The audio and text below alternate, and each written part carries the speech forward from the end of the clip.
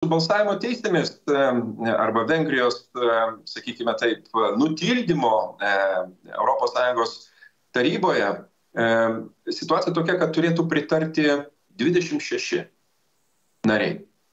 Kadangi Vengrijos balsas jau nesiskaičiuotų, jinai negalėtų balsuoti už save ar panašiai.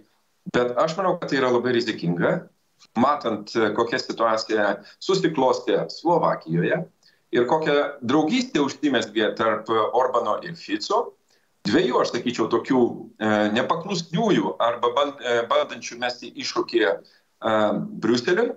Ir manau, kad tai bus labai sudėtinga, bet tam ir yra skirta, matyt, Europos komisijos teisės tarnyba, taryboje ekspertai, kad politikų suformuota nuomonė, kad Vengrija nesilaiko, sakyčiau, ES sutarčių, turėtų būti rasti sprendimai, kaip eliminuoti augantį Vengrijos, sakyčiau, riziką augančią ir iš esmės ES sprendimų sabotavimą. Mes galimas sankcijas Vengrijai aptarėme su Vilniaus universiteto